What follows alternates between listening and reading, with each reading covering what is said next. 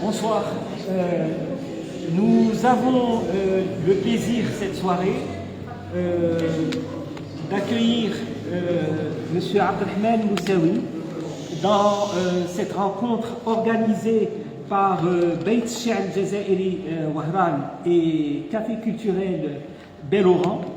Nous remercions aussi le diocèse d'avoir accueilli cette rencontre avec M. Abdelrahman Moussaoui, qui est professeur émérite en anthropologie à l'université Lyon 2 et que j'ai eu l'honneur personnellement de connaître quand il était maître de conférence à ce qui était auparavant l'Institut d'architecture d'Oran. C'était ma troisième année en 96-97. Et à qui je dois la passion que j'ai pour les sciences humaines. Et Abdelrahman Moussaoui est anthropologue du sacré et il a un certain nombre d'ouvrages qu'il a publiés, dont le plus connu, Les oasis au fil de l'eau, de la Fougara. Et bien sûr un certain nombre d'articles, ils sont tous très intéressants à lire et que je recommande d'ailleurs à notre public, que je remercie d'être là pour assister à cette conférence qui sera certainement très très intéressante. Et je cède la parole à M.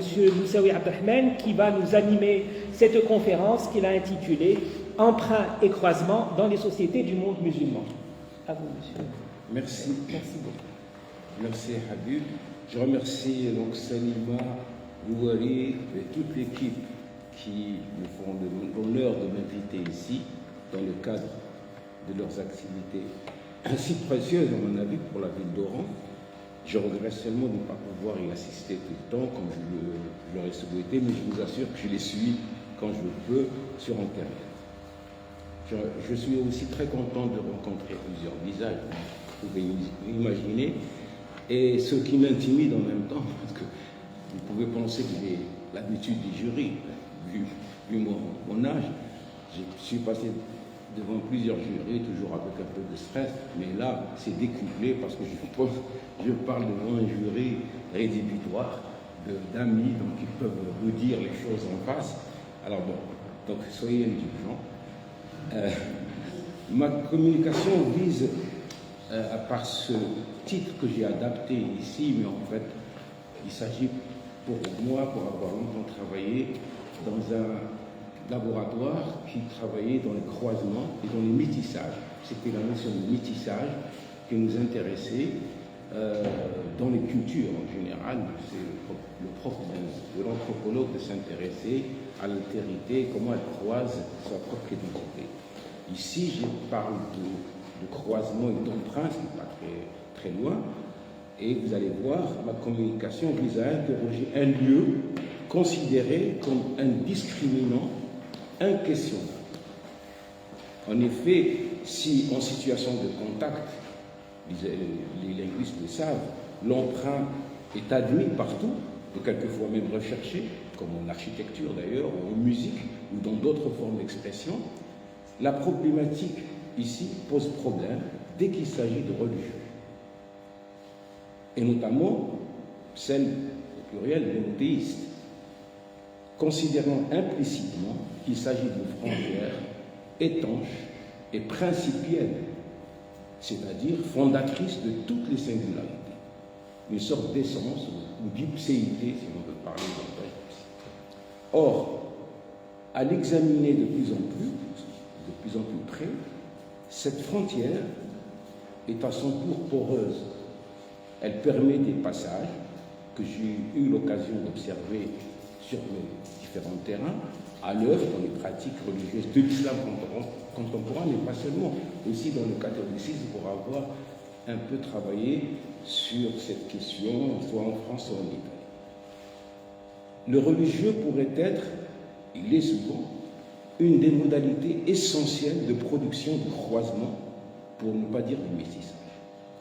Le fait est bien sûr paradoxal, quand on pense à la religion comme une fabrique de la pureté. Mais, paradoxalement, pour y parvenir, elle doit composer et se recomposer. se considérant comme assaillie par l'impur, la religion développe les moyens de l'ingérer et de le digérer. Je donne pour exemple la fatwa, bien sûr.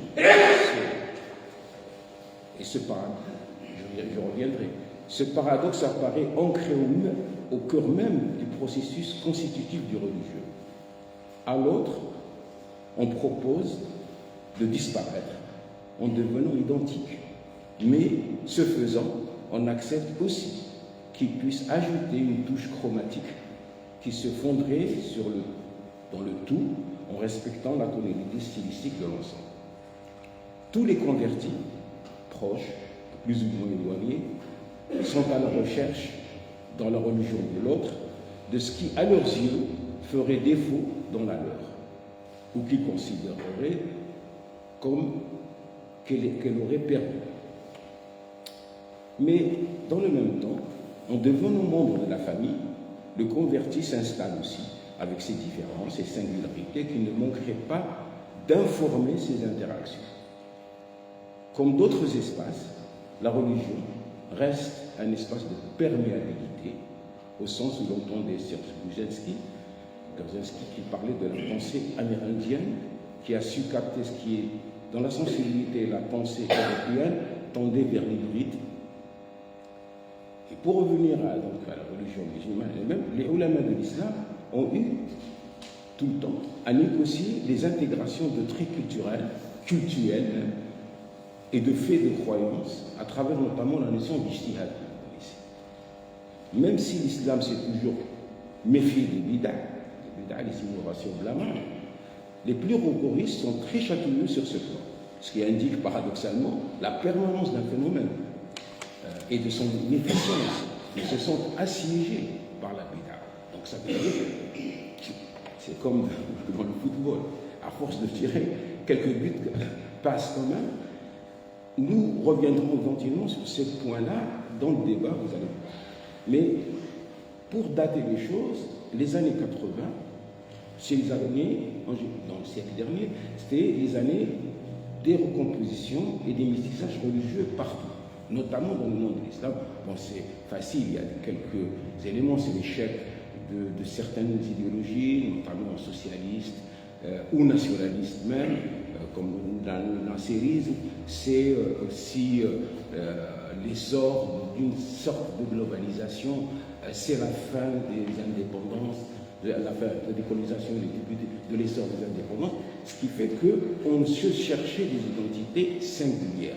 Et donc ça fait que ces années-là, les changements dans les pratiques et les discours relatifs aux religieux ont pu être remarqués à différents niveaux depuis longtemps déjà. Mais en Algérie, les années 80 ont exacerbé certains traits qui sont devenus visibles et pour certains ont pu s'imposer dans le quotidien. Le vêtement, par exemple. Je donne toujours le vêtement, j'avais fait un papier sur le vestem, comme on parlait du CNM en linguistique, et en donnant l'exemple justement de l'islamiste nouveau qui était habillé avec un saloual afghan, avec un jean, avec des espadrilles. Ça suffisait pour dire qu'il était éclaté, globalisé, mais on y voyait une tenue islamiste. Mais en fait, lui-même était la quintessence et le résumé d'un éparpillement, si j'ose dire, culturel. On a le vêtement, on a les formules locutoires dans les obsèques, par exemple, Aza, etc. C'est des formules que nos parents ne connaissaient pas, mais qui sont devenues si courantes. Dans la maladie, par exemple, le terme de tabou, qui renvoie à la pureté, la purification, et qui suppose que la maladie est une trappe en quelque sorte, et donc on expie en tombant malade. Donc c'est toute une conception de la maladie, avec les formules d'Orsimubillah, Hasbiyullah, etc., qui sont devenues courantes alors qu'elles étaient en tout cas moins repérées, moins connues. Il y a aussi le retour du Hajj, avec le Hajj al-Mabrour, le Sa'i al-Mashkour, le Maghfour, etc. Et bien d'autres formules et aspects qui ont pu être recomposés selon des modèles souvent légitimés par la référence au religieux. Mais ce religieux, il est dans une sorte d'extranéité.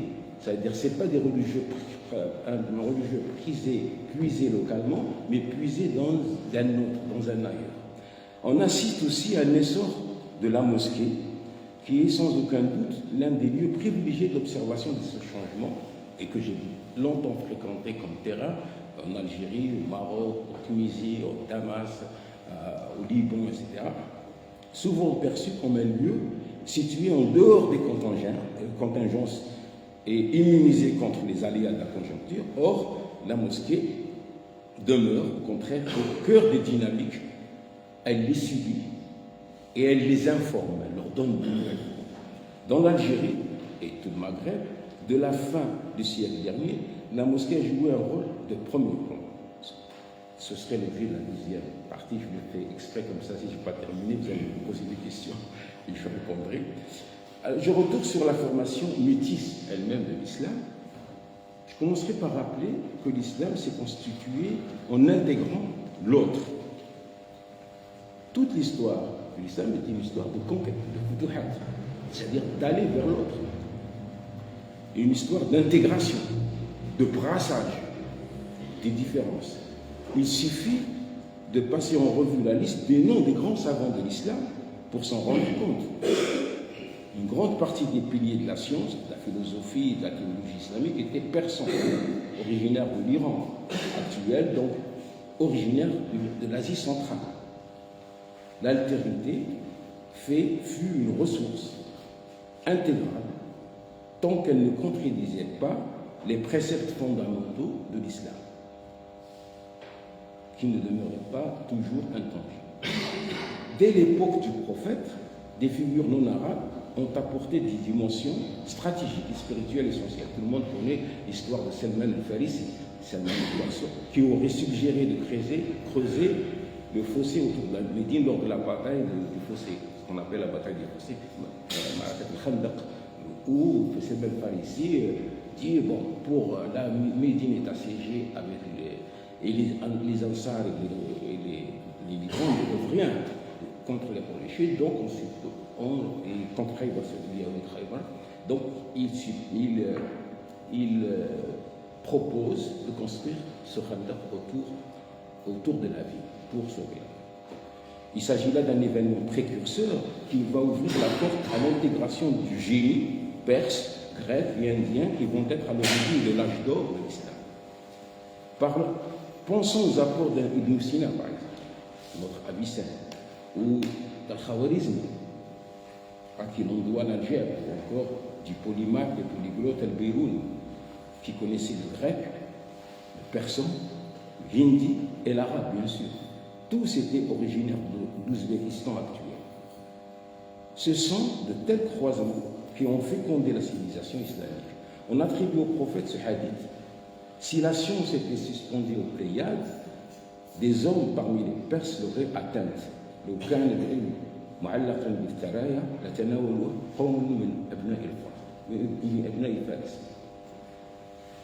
Dans les sciences religieuses, les auteurs des hadiths, considérés comme les plus authentiques, et sur lesquels se fonde aujourd'hui la référence majeure, ils sont tous d'origine persane de l'Asie centrale. Tout le monde connaît, bien sûr, les plus grands hadiths. Bukhari, le Bukhara, l'Ouzbékistan, Muslim, le Perse, At-Tirmidhi, qui venait tous d'Asie centrale. Abu Daoud était originaire du Sistan, à la frontière de l'Iran et de l'Afghanistan. Nasa'i était Turkménistan. Mais c'est paradoxalement dans la structuration de la langue arabe, sachant qu'elle se confond avec l'islam, en tant que langue du Coran, bien sûr, qui dit l'islam dit l'arabité parce que le Coran, le Coran arabe, donc que l'arabe, le paradoxe c'est là, la structuration de la langue arabe, que l'apport des non-arabes est plus notable, c'est là où il est le plus notable. Il suffit de citer le nom du père de la grammaire arabe, vous le connaissez, Sibawayh, il y a quelques écoles qui s'appellent Sibawayh. Né près de Shiraz, aux environs de 760, il est mort à un âge précoce, à Fars, en 796, en 6 ans, non sans avoir laissé le premier traité de grammaire arabe. Kitab Sibawi, on se contente de dire Al-Kitab. Si vous dites Al-Kitab, ça veut dire celui-là, tellement il était connu. Devenu la référence absolue en la matière. Grâce à son travail, les musulmans du monde arabe, ou du monde entier, quelles que soient leurs origines, lisent et comprennent le Coran de la même manière. C'est lui qui a posé les structures. C'est un non-arabe qui permet aux Arabes et aux autres de communiquer pour comprendre la même chose. Grâce à l'apport de ces non-arabes, l'islam a pu développer ses outils intellectuels, sa rigueur grammaticale et sa profondeur philosophique. L'islam tel qu'il se présente aujourd'hui est le produit d'une longue histoire de métissage où la Perse, l'Andalousie, la Turquie ont pesé autant que le Hijaz, la Syrie ou l'Irak.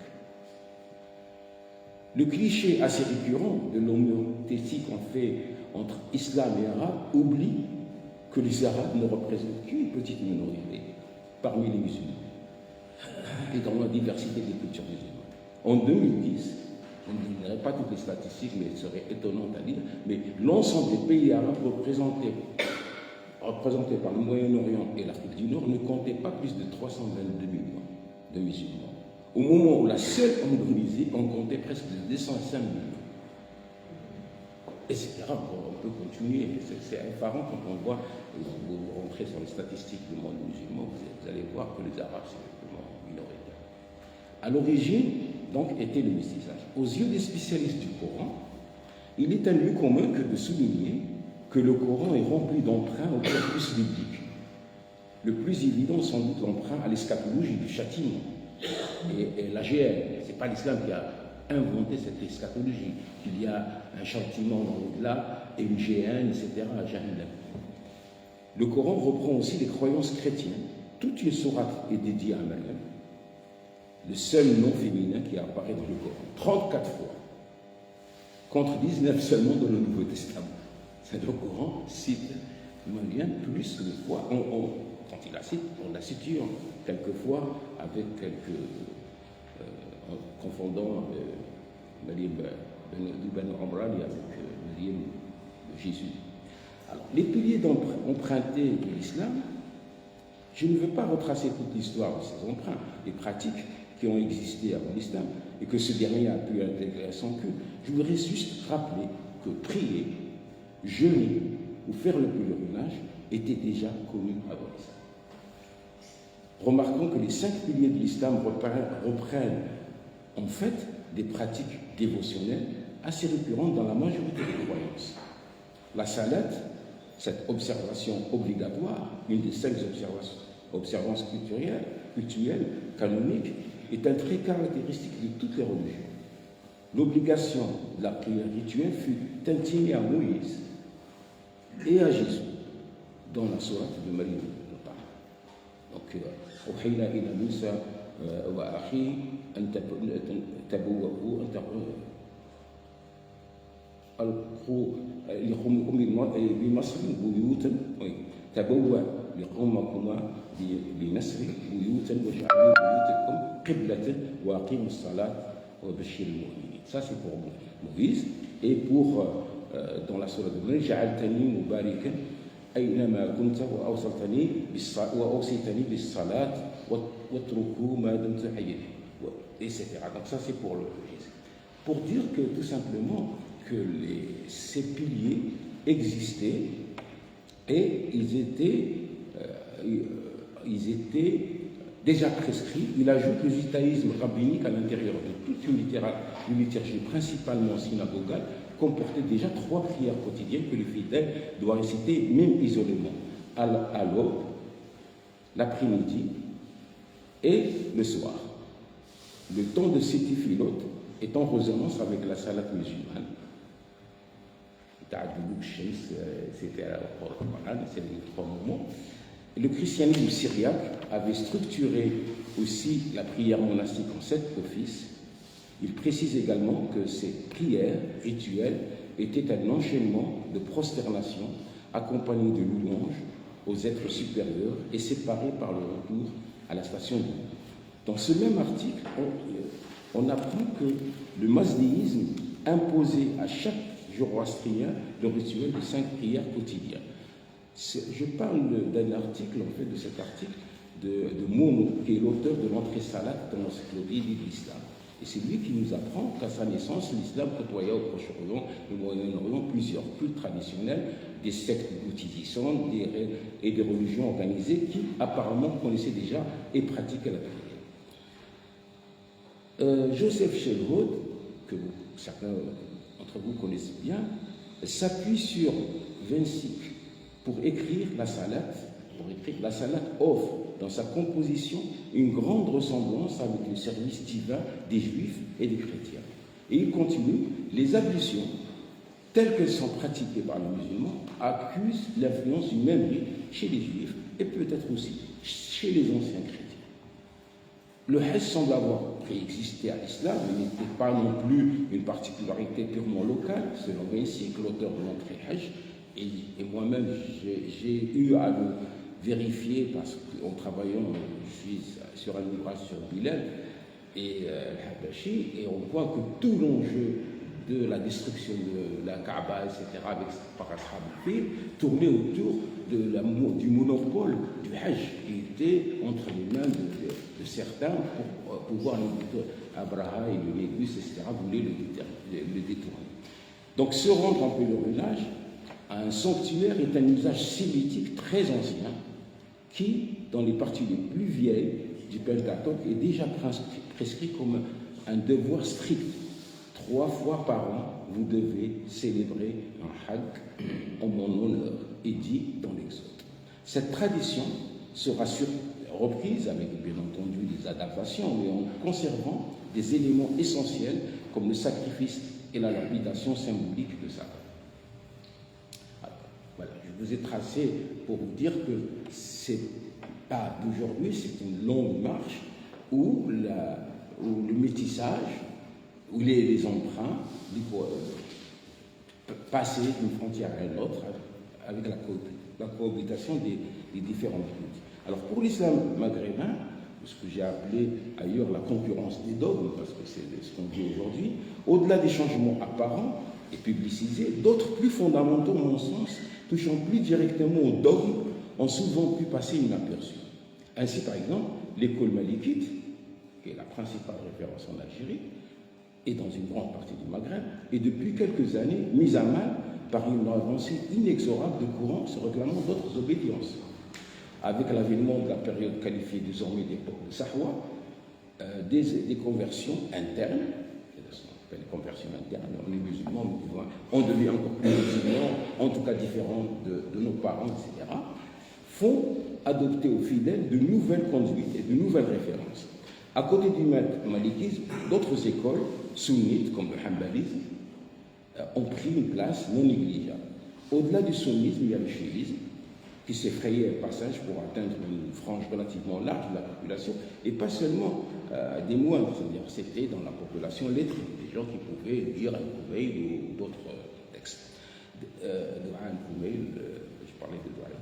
Des œuvres jusque-là très peu connues et ou rarement lues au Maghreb circulent au sein des milieux religieux. Parmi les références de l'époque classique, remises au bout du jour, on retrouve l'incontournable imam Ibn Taymiyyah, qui est du 14e, début du 13e, milieu du 14e, je ne sais pas encore. Le grand théoricien du djihad, il est le grand théoricien du djihad avec notamment ce recueil de fatwa, Majmou' al-Fatawa, et son élève, le prolifique Ibn Qayyim al-Jawziyya, avec son viatique pour l'au-delà, Zad al-Ma'ad,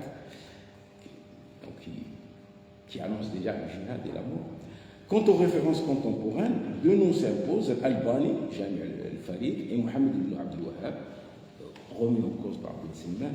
Il y a une déwahhabisation qui s'opère, pour vous dire que rien n'est stable, même dans ce qui paraît immuable.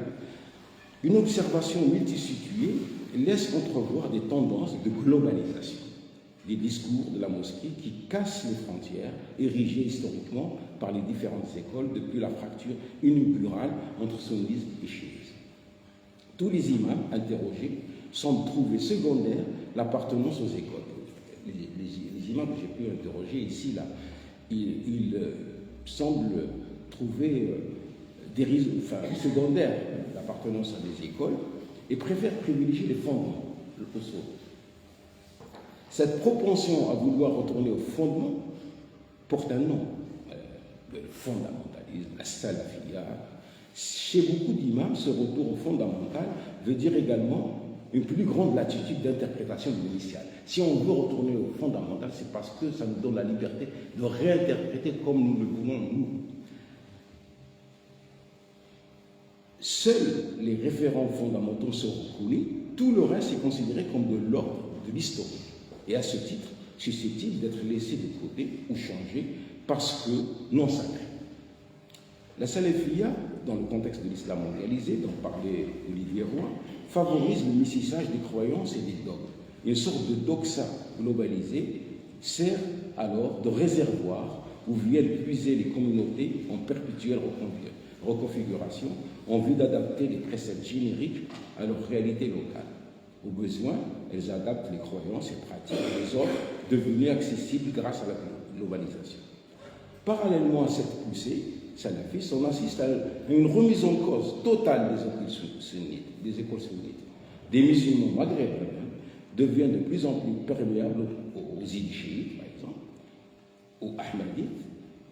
Plusieurs questions sont aujourd'hui rediscutées dans le sunnisme en fonction d'un débat impulsé à l'origine par le courant chiite qui semble affronter le réel avec plus de témérité. Ainsi, on est du mariage, par exemple, temporaire.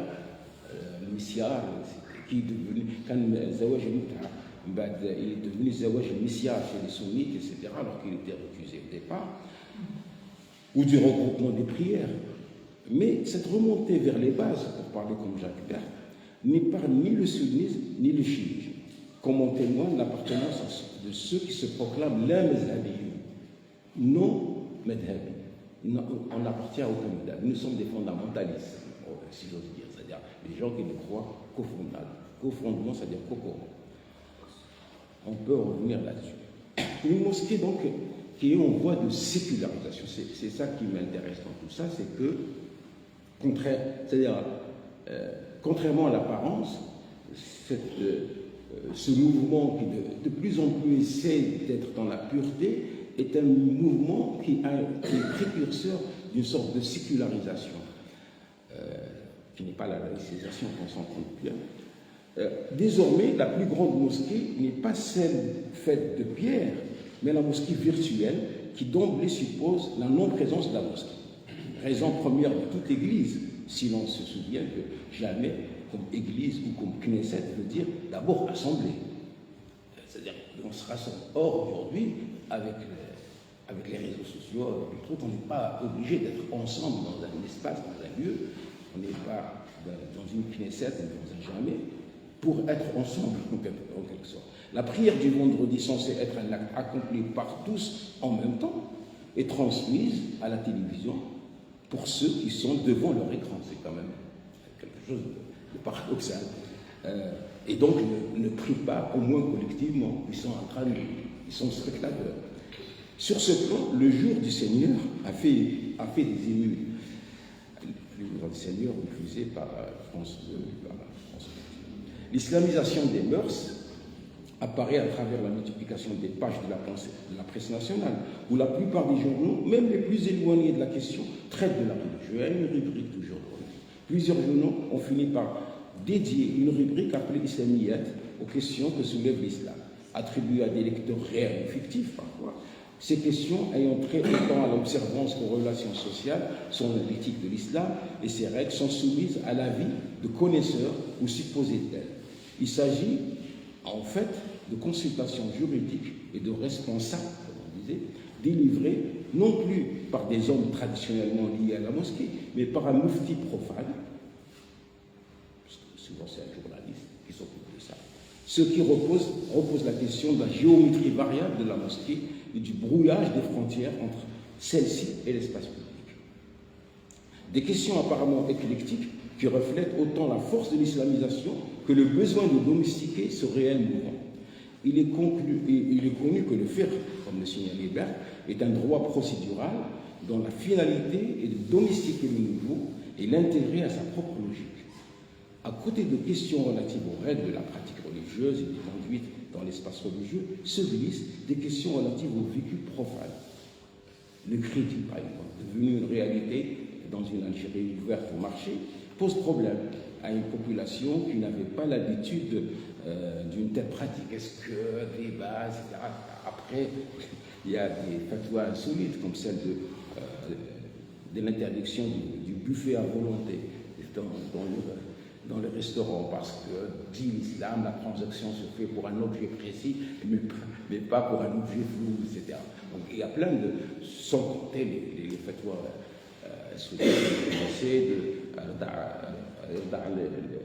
kabir, l'allaitement de l'adulte, sans compter plein de choses qui sont en fait, sans compter l'immunoplastie, c'est-à-dire au Richard al-Bakar, etc. Toutes ces questions qui sont posées parce que le réel les pose et donc interpelle la religion qui essaie de les domestiquer.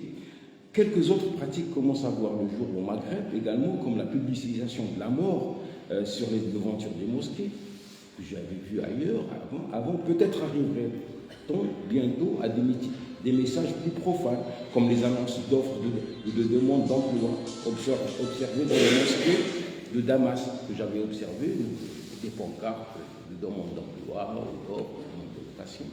Les ventes de livres religieux en Algérie, imitation des églises puis des mosquées d'Orient, est aujourd'hui une réalité assez répandue. Je l'avais constaté par exemple au Khanchla ou au Constantine. Les abords des mosquées se transforment en espaces marchands où se vendent des bondieuseries, comme on disait, les bâtons d'encens, les chapelets, les chichia, les siwaks, etc., des logiciels, des CD. Aux traditionnels mendiants sont venus s'ajouter des marchands. Et ça, c'est venu dans notre système, c'est pas nouveau. Dans la mosquée, les décors, les enluminures, les CD et toute une gamme de produits numériques au service de la prière sont autant d'occasions où le local fraye avec le global, le téléphone portable avec les sonneries émettant l'adhan, avec les voix des célèbres coranistes. Les derniers avatars de cette globalisation se manifestent dans les produits de la Chine ou de Taïwan qui meublent les mosquées de son parterre tapis de prière à ses plafonds luminaires en passant par son acoustique sono et sa décoration. Avoir son adhan et sa qibla à portée de main est un des signes de cet individualisme communautaire en marche. C'est-à-dire, alors que, rappelez-vous, je parlais depuis de jamais, etc. Maintenant, on s'individualise, bien symbolisé par ce tapis individuel qui vient limiter le territoire. Maintenant, j'ai fait une enquête dernièrement dans une mosquée pour d'autres besoins, pour un ami qui construit une mosquée pour des musulmans. Il voulait mon avis. J'ai été le vendredi, et là maintenant il y a des mosquées, il y a des tapis comme ceux qu'on retrouve dans la plage, avec des adosoirs, etc. Et les gens délimitent leur espace à l'intérieur. Le tapis de la mosquée est posé, qui est supposé rassembler, alors qu'on s'individualise. Et j'avais déjà senti ça à Rabat il y a très longtemps, où les gens qui étaient en costume, etc., venaient avec leur tapis ils ne rentraient pas, et à la dernière minute, ils rentrent avec le tapis. Maintenant, on voit à Alger, à Oran, les jeunes portant leur tapis pour courir vers eux. Et ce morceau de mosquée qu'on a individualisé est très significatif sur la représentation de la mosquée. Pluralisation et multisage. Cependant, ce processus de sécularisation s'appuie sur des comportements importés de l'Orient et de l'Occident et domestiqués. La prière, donc, à la télévision, le jour du Seigneur, la chaîne Iqra, autant de réalités qui montrent combien le renouvellement de l'islam emprunte aux autres religions. Un clergé virtuel, c'est ça ce que vous voulez dire, c'est instauré à travers le net, délivrant conseils et fatwas, soignant les esprits possédés en les exerçant la lopina. Cette autorité pontificale recueille des consultations des fidèles qui rappellent à plusieurs égards les confessions et le confessionnal. Avouer avoir commis tel péché et demander comment le réparer, c'est souvent une façon de rechercher le pardon qui se traduit par le réconfort d'un imam qui relativise et qui indique les moyens pour expier. C'est ce que font tous les chrétiens le dimanche en allant voir la curé. L'autorité de la fatwa s'est imposée au point où l'État a dû rénover ses structures de l'IFTA institutionnalisant une pratique jusque-là libre et informelle. Des commissions regroupées avec des conseils supérieurs islamiques où siègent quelquefois des mouftis importés, des conférences islamiques, des maisons de la fatwa et des conseils supérieurs islamiques rappellent étrangement les conseils provinciaux, nationaux ou communiques, les conciles qu'organise le Vatican. Comment continuer encore à répéter ce lieu commun? Il n'y a pas de clergé en islam. Il n'y a pas de clergé en islam, mais dans la réalité, on voit qu'il y a quelque chose qui se passe. Alors, l'espace de la mosquée. On connaissait avant la hiérarchie des mosquées jamais masjid et musalla. C'était ça la hiérarchie. Aujourd'hui, la prolifération de la mosquée est telle qu'elle se retrouve partout, dans les espaces publics ou semi-publics. Ainsi, hammam, hôtels, aéroports, universités, campus, lycées sont tous dotés de salles de prière, contribuant ainsi à une publicisation, banalisation de l'acte de prier dans l'espace public. Avant, seuls quelques espaces comme les hammams ou les zawiyas pouvaient en disposer. Aujourd'hui, les mosquées de certains campus universitaires drainent plus de fidèles que d'antiques mosquées. Donc il y a une sorte de hiérarchie qui s'est inversée. Alors les figures nouvelles, alors il y a l'imam et ses doubles. Parmi les transformations en cours, celui relatif aux différents acteurs de la mosquée, ces virtuoses qui influencent et informent les attitudes et les conduites de la masse des fidèles, elle est assez soulignée. Au titre traditionnel d'imam est désormais préféré celui des cheikhs, devenu courant, ou d'imam oustad. Ce dernier, quand il n'est pas lui-même un bahid shari ou un prédicateur, un da'i, souvent secondé par l'un de ces personnages qui ont désormais supplanté le mufti traditionnel. Il est souvent secondé par un personnel et que l'on peut croiser dans les mosquées urbaines en Algérie ou dans tout le Maghreb. Ces titres rappellent ceux connus dans le christianisme, les docteurs de l'Église et autres prêcheurs. C'est une fonction renouvelée en fait de l'imam. Si l'imam continue à accomplir les mêmes tâches en livrant le fatwa, en conseillant et en soignant le corps et les âmes, les formes et les conditions quant à elles dans lesquelles ces tâches sont déclinées ont été renouvelées. À l'instar du curé, l'imam des mosquées urbaines du pays dispose désormais d'un bureau où il reçoit les fidèles, comme dans un confessionnal. Il peut y exercer la ruqya en s'autorisant du Coran et de la tradition pour exercer dans des formes nouvelles mais pratiques anciennes.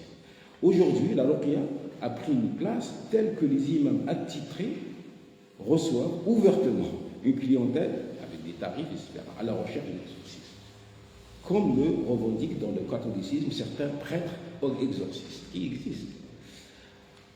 Des coupeurs de feu et autres. Il arrive à l'imam de cumuler avec sa fonction d'autres charges, comme celle d'enseignant ou même d'entrepreneur, j'en ai rencontré. Et il peut prétendre jouer un rôle dans la vie politique, selon les modalités de l'État moderne, être élu. Il y a des imams, des stars, Dans la grande majorité des fidèles, les ma'moum préfèrent les jeunes imams aux vieux clercs. Pourquoi? J'ai interrogé quelques jeunes à Alger. La raison ne relève pas toujours de considérations hautement religieuses. En dehors de la qualité de leurs compétences en matière religieuse, ces jeunes imams sont quelquefois de talentueux rhapsodes. Ils lisent le Coran. Réunir un grand nombre de pratiquants et les fidéliser passe aussi par le truchement subtil de la belle voix. La maîtrise de l'art oratoire et les qualités musicales de la voix, son timbre, son tonalité, sont très recherchées par les fidèles. De ce point de vue, l'imam ressemble à une star de jazz, de blues, de rap, je vois qu'il exagère, mais que les fans poursuivent et recherchent. Quelquefois, pour légitimer un tel penchant, ils invoquent un hadith qui recommande aux croyants d'enjoliver le Coran par leur voix. Hassinu al-Qur'an bi aswati. Alors, ces profils, ballottés entre un ethos imaginé et un concret occident, ces nouveaux imams tentent de faire coïncider le réel et l'idéal. Les références et les sources sont diversifiées, dépassent le cadre de la religion musulmane pour aller puiser dans les exemples chrétiens ou judaïques. Certains n'hésitent pas à citer le nom de théoriciens français, américains. J'ai assisté à des khutbahs où on cite la physique, la science, des théories qui viennent d'ailleurs pour se légitimer, s'auto-légitimer en quelque sorte. Et il y a aussi, j'ai vu les prédicateurs que j'ai appelés les Golden Boys, prédicateurs Golden Pause parce qu'ils sont riches, très riches, et c'est l'imam hors les murs, il n'est pas dans les murs. Parmi ces prédicateurs Golden Pause, vous connaissez tous Amr Khalid, qui a été classé en tête de liste avec un revenu de 2,5 millions de dollars par un journal arabe en 2007 déjà. Et devançant le Koweïtien Tariq Souidan et le Saoudien Al-Qarni, Aïd Al-Qarni, l'auteur de La Tahzan, l'auteur de ce best-seller La Tahzan. Le Saoudien Salman Al-Aouda a été classé 5e avec 267 000 dollars seulement, derrière l'Égyptien Amr ibn Kafi, etc. Alors, anciens et nouveaux prédicateurs exercent désormais leur métier essentiellement en s'appuyant sur les nouvelles techniques de l'information et de la communication, les TIC.